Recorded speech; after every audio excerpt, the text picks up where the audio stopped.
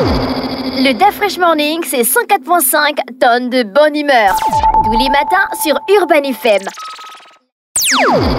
Le Da Fresh Morning, vous êtes sur Urban FM 104.5, la station urbaine dans le Da Fresh Morning, le réveil matinal le plus haute de la capitale sur la radio.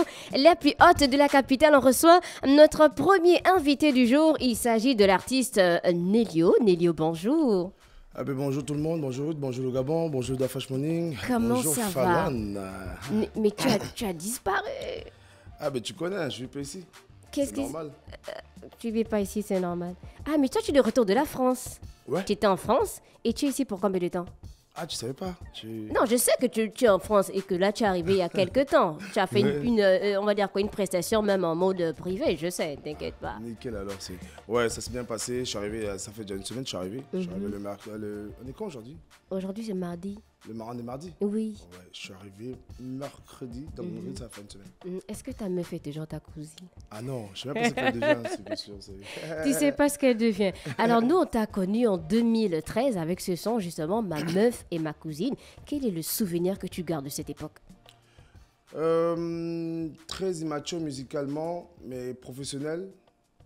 Quand je dis très immature, parce qu'en gros, je connaissais pas tout ce que je connaissais pas en fait ma lignée.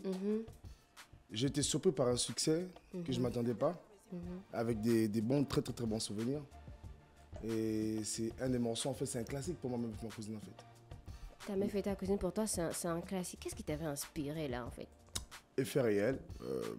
Une fois, je suis allé chez une tante, du coup, j'avais croisé en fait une meuf très jolie. Du coup, on s'est bien amusé, mais sachant pas que c'était ma cousine en fait. Ça allait un peu Amusé comme on pense à amuser? On s'est bien amusé. Voilà. Oui. Non, voilà, je pense qu'on avait eu un coup de foudre et le morceau est parti de là en fait. Et du coup, j'ai été touché. J'ai eu le beat et je voulais vraiment parler en fait, c'est que j'ai vécu, j'ai vécu en fait. Est-ce que tu as eu des retours d'elle? Quand le morceau il a pété, oui, j'avais des retours. Du coup, elle était contente. Après, on s'est plus trop revus. Après, voilà quoi. J'étais submergé par ma musique et des choses allaient de l'avant. D'accord. Après Ma meuf et ma cousine, tu es allé avec plusieurs sons. Tu as eu Elle, Lego, Oublié. Ouais, après Ma meuf, ma cousine, on a enchaîné. Hein. On a fait Je l'aime avec Nigassi. Mani, je l'aime et comment faire? Désolé. Et après, on a fait quoi? On a fait Elle. Il y a eu tellement de succès, surtout quand je vivais vraiment au Gabon. Ça s'est enchaîné, ça s'est vraiment enchaîné. Est-ce qu'à cette époque, tu avais déjà une équipe? Oui, je pense que... Non, j'avais un manager. À l'époque, je travaillais avec Benny Banks. Oui. Voilà, on travaillait ensemble. En même temps, moi aussi, je suis hyper curieux. J'aime bien apprendre le métier, comment ça se passe et autres comme ça.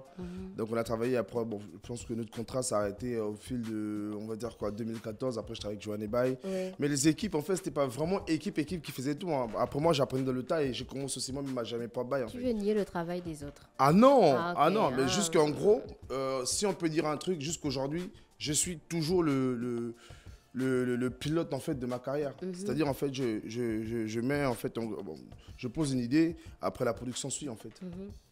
Quand tu écris un son, quand tu vas en studio, qu'est-ce que tu aimerais que les fans puissent ressentir ou retenir de ce morceau-là? J'aime quand ils ressentent mes émotions en fait. La plupart des sons que j'écris en fait, parfois c'est des histoires que je vis, des histoires des amis. J'aime bien écrire quand je sens le mood en fait. Je suis pas le genre d'artiste en fait qui va écrire, qui va dire ouais j'étais là-bas, comme on dit ici au Gabon, il y a un nouveau mot que j'ai appris, le paraître. Voilà. Oui. Je veux pas écrire sur voilà, la vie du paraître. La vie du paraître. Voilà. Et je veux plus en fait aller plus me centrer sur les émotions en fait. Dégager les émotions pour que d'autres le ressentent en fait en même temps. Et là tu as eu à chaque fois, tu as eu ce que tu voulais? Ouais, on va dire oui. On va dire oui. Ouais, ça va. Nous, on a vraiment on se demande est-ce qu'il a vraiment vécu la chose ou bien... Ah oui, parce que généralement, quand on reçoit un artiste et quand on parle d'une femme, d'une relation, c'est toujours oui, je me suis inspirée d'un ami ou il y a un collègue qui est venu me voir. Non, la plupart des morceaux, en fait, je pense, surtout les classiques, en fait. Les classiques, c'était des histoires en fait dans lesquelles je me suis retrouvé dans ce bourbier-là.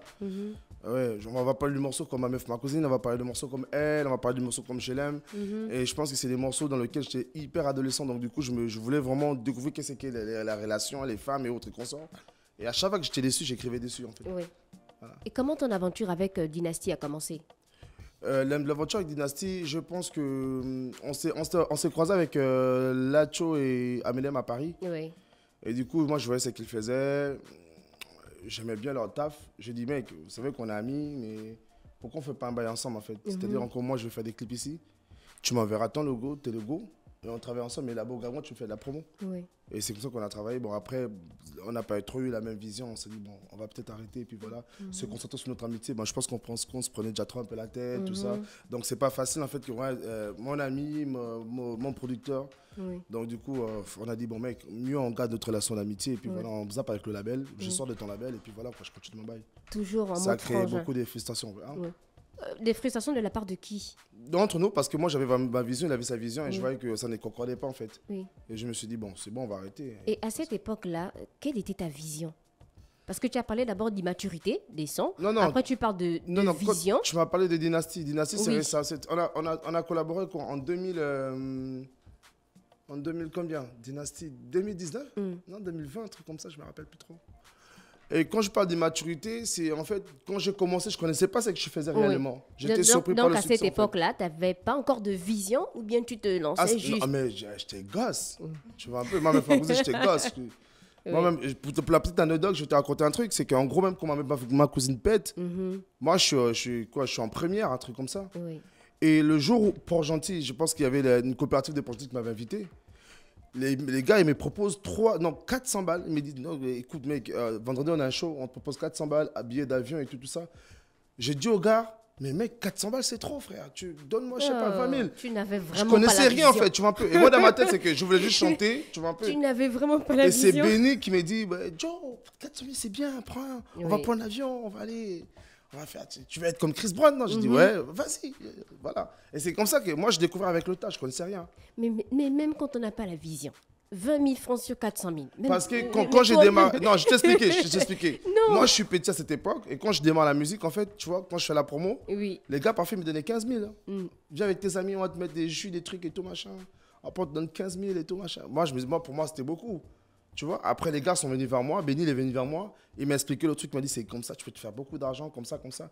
Et c'est avec le tas que j'ai appris, en fait. J'ai appris. D'accord. Et il faut se dire que j'étais vraiment gamin, ma cousine, en fait. Ah, tu veux justifier le fait que tu as demandé 20 000 sur 400. Ah, ben oui, 20 000 pour un enfant, quand même, c'est beaucoup. Hein. Après, tu as eu Jolito France Prod. Jolito France Prod, qui est mon label de production en France. Comment ça se passe? Comment c'est fait le contact? Le contact, déjà, ça s'est très bien passé. Voilà, c'est un label, c'est des gens qui... est allé vers le label? C'est le label qui m'a approché. Voilà, c'est un label aussi en même temps de... Je sais pas comment t'expliquer. Il y a de la famille aussi à l'intérieur. Oh, voilà. C'est déjà de la famille, en fait. Ils sont tellement nombreux. Voilà, après, dans Jolito, on a pas mal... Il y a des Français comme des Africains. C'est vraiment une famille, en fait. Voilà, généralement, quand certains artistes vont signer avec des labels à l'international, 2 ans, 3 ans après, ça ne tient pas. Est-ce qu'avant de signer, vous discutez véritablement sur votre contrat, sur ta vision, sur l'endroit où tu veux aller, sur les chiffres, les statistiques et autres? Moi, je pense que pour moi, personnellement, jusqu'aujourd'hui, je suis très content d'être à Jolito. Le problème, c'est qu'en fait, tout à l'heure, la semaine dernière, j'étais chez un frère à moi. Et je me suis mis sur YouTube. Je vais t'expliquer. J'avoue que vous ne regardez pas ce que nous on fait, c'est à cause de l'algorithme en fait. Là, j'étais sur YouTube, j'ai tapé mon nom. Il n'y a que ma meuf, ma cousine et Mourima. Mourima, pourquoi? Parce que le clip, il cumule 1,3 million de vues. Mais les autres sons, ça ne monte pas. Donc l'algorithme n'est pas le même en fait. Oui. Si ce n'est pas le média qui va aller chercher ce qu'il fait, ce n'est pas le même. Tu vois, et c'est un peu ça. Mais nous, chaque année, on sort des trucs, hein. On sort des projets. On a des clips, des sons qui passent. Bon, je ne vais pas faire de la pub. Tout le temps, on est sur Trace TV, on est sur Urban FM. Tu vois, on a des projets. Jamais, moi, j'ai fait 1 an sans sortir un projet. C'est juste qu'après, bon, voilà, peut-être au niveau de l'algorithme, je ne sais pas trop, ça n'arrive pas ici, ça n'arrive pas. Mais on tourne beaucoup. Hein. Récemment, j'étais en Suisse, Maroc et autres consorts, ça se passe bien. Franchement, et comment ça se passe, les collaborations avec les artistes du côté de la France? Est-ce que c'est difficile d'avoir accès à un artiste là-bas ou bien c'est entre les labels? Je pense qu'en gros, c'est très, très facile et difficile en même temps. C'est vrai qu'on va je t'explique. Quand je parle de facilité, ça peut être facile si tu accumules en fait les 10 millions de vues sur des projets, des 5 millions peut-être je sais pas, en un mois ou bien en une semaine. Là, automatiquement, les labels vont venir vers toi. Ou encore, les artistes eux-mêmes, en fait, ils vont accepter. Mais généralement, en fait, c'est payant. Un feat avec, je veux dire quoi? Je vais dire n'importe quoi. Nino. Mais déjà, prépare-toi un bon, je sais pas trop, un bon 30 000 euros pour te faire ça. Mais après, tu es dans un label. Je suis dans un label, mais je pense que... C'est pas comme si tu faisais sortir l'argent de ta poche directement. Je suis dans un label, c'est un label indépendant, oui. C'est un nouveau label. Oui. Donc du coup, nous, en ce moment, on se concentre pour... En ce moment, on est plus sur mon travail.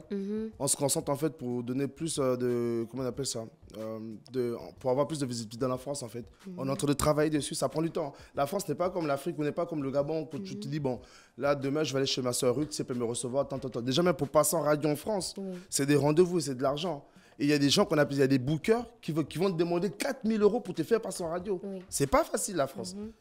Les gens qui disent souvent que bon, moi je vais à la France, je vais en France et tout. Sinon tu devais voir des grands. Oui, mais frères. là ça fait comme si tu n'avais pas de base. Écoute, je t'explique. Vas-y, explique. Je t'explique. On a des bases, mais nous aussi on fonctionne avec programme, tu vois un peu. C'est-à-dire, bon, nous on va se dire, le mois de temps, on va faire une tournée, on va faire une tournée sur peut-être Rouen, Montpellier. Nous on travaille, ça se passe bien. On cumule des sous, on mange, on est bien renuméré en streaming, du coup on se plaint pas. Voilà, nous on travaille, ça se passe bien, mais après voilà les feats sont en cours de téléchargement. Il y aura une surprise. Voilà. D'ici là, c'est jamais. Pardon. Nelio Aya Nakamura, Nelio. Voilà, les bails sont en cours, on est en train de travailler dessus. Tu vois, après ces gens, c'est pas des gens que tu peux prendre facilement, c'est des gars parfois d'autres ne vivent même pas en France. Hein. Comme Dadju va vivre au Maroc, tel va vivre là-bas, Nino va vivre aux États-Unis. Parfois, après je dis n'importe quoi, mais après, tu vas voir, en un mois, ils sont tournés. Donc, après, voilà, on gère. Il y a des mails qui se font et voilà quoi. Et comment ça se passe le travail en studio? Est-ce que c'est vraiment différent de lorsque tu étais ici? C'est très différent parce qu'en gros, tu sais, quand tu arrives dans un pays, en fait, tu peux pas... faut danser au même rythme que les autres, en fait. Oui. Moi, je vais pas arriver quelque part, je vais comme ça dire, ouais, j'ai Waka, j'ai Chuka, machin, ils vont rien comprendre. C'est la raison pour laquelle, en fait, ces derniers temps, quand vous écoutez ma musique, en fait, vous voyez que les codes ont vraiment changé. Et j'essaie de faire le tout possible pour revenir en fait au Gabon avec le titre Morima avec Nicolas Mogo. Et aujourd'hui, maintenant, c'est... On va en parler dans quelques minutes.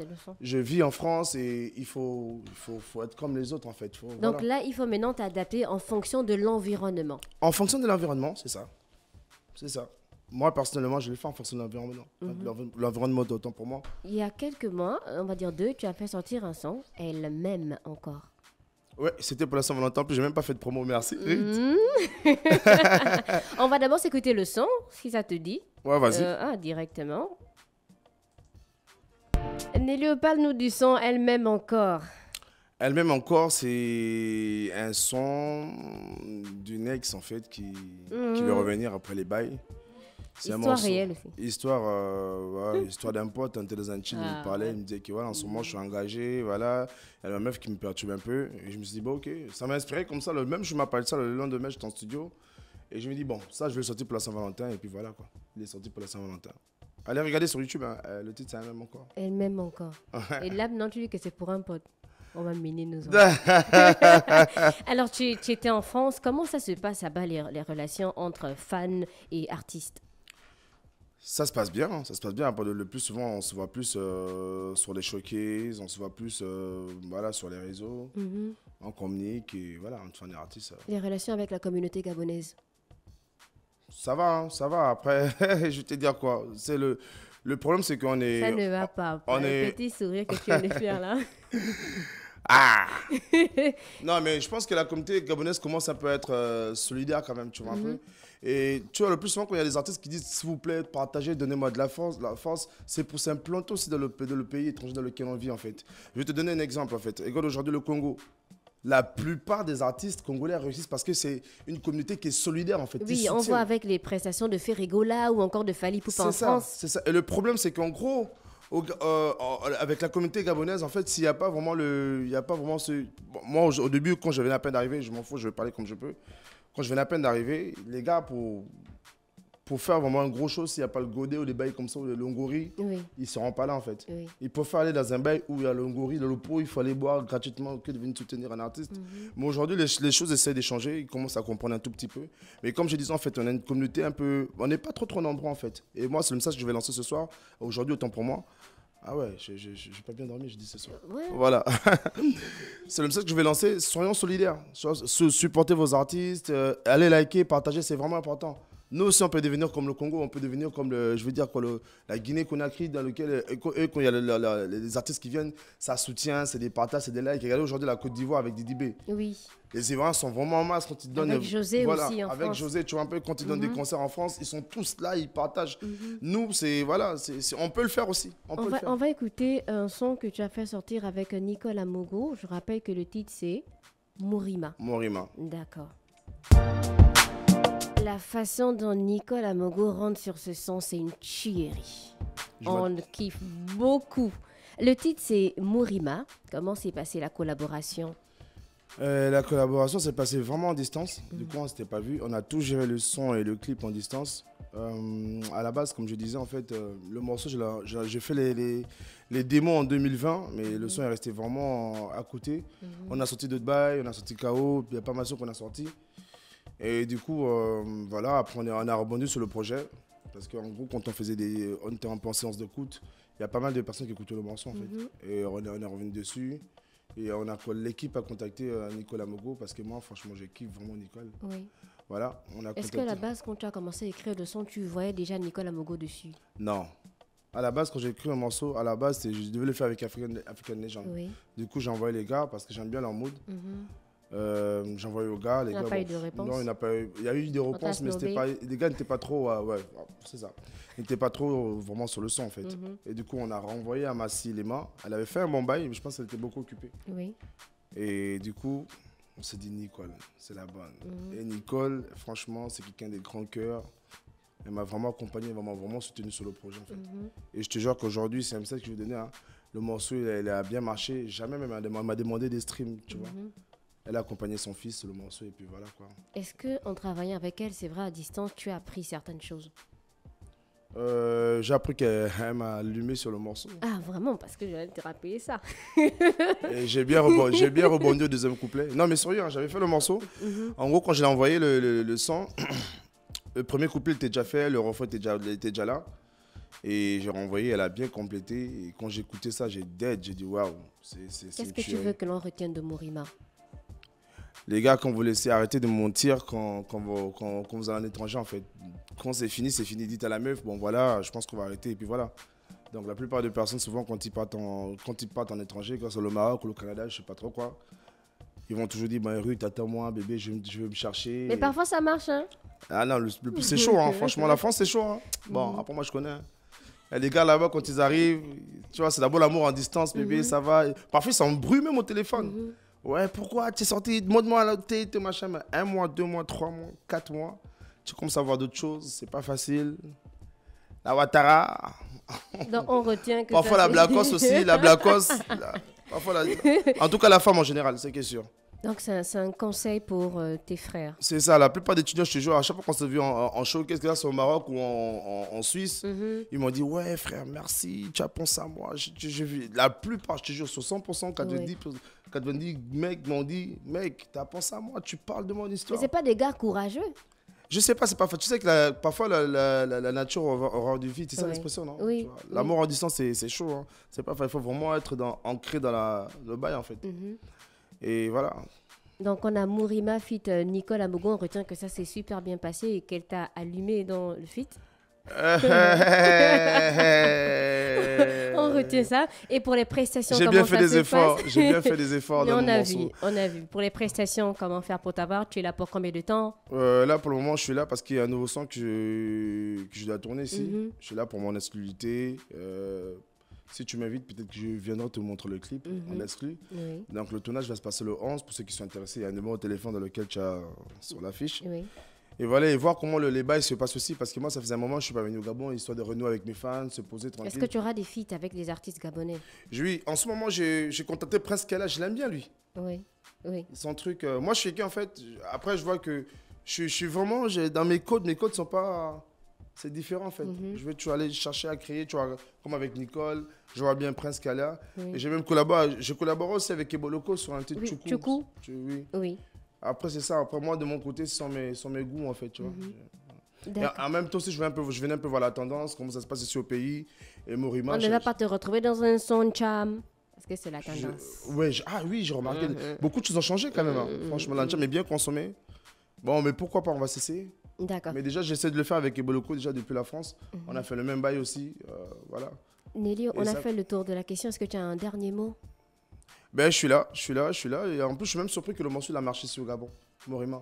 Comment tu peux être surpris? Mais je connais pas, je vis pas, je connais pas. Tu fais comme si la France était maintenant. Je vis en France. Mais non.